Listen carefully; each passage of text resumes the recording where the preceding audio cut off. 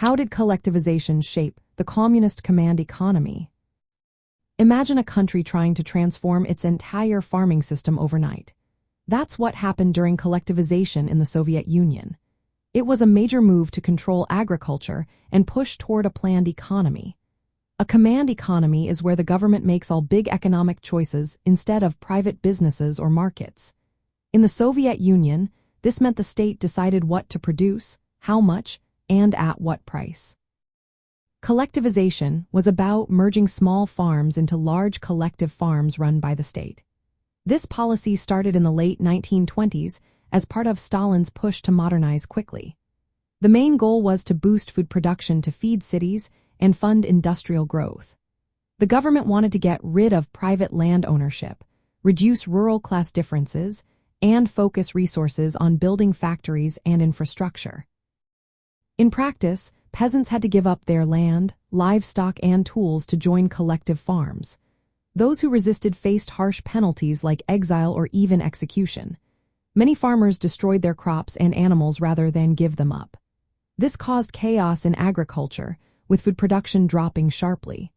Famines struck especially in Ukraine, Kazakhstan, and Siberia, killing millions of people. Livestock numbers fell, and grain harvests in the early 1930s were much lower than before.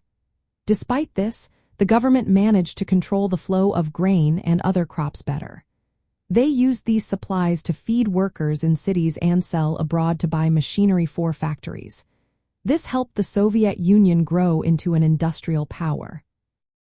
However, farming remained inefficient. Many farmers still worked on small plots, and productivity did not improve much. The system lacked market signals, so shortages and surpluses appeared often. The economy relied heavily on coercion and central planning, which created problems. From the communist view, collectivization was a necessary step to build socialism. It aimed to wipe out capitalist elements in rural areas, mobilize resources for rapid industrialization, and create equality. The suffering and human costs were seen as temporary sacrifices for a better future. Looking at the long-term effects, collectivization laid the groundwork for the Soviet command economy.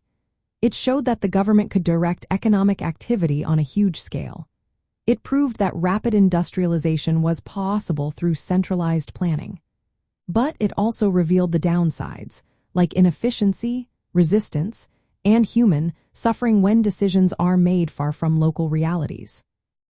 Overall, collectivization shaped the command economy by giving the state control over agriculture, fueling industrial growth, and exposing both the strengths and weaknesses of a planned economic system. It left a complex legacy of progress mixed with hardship.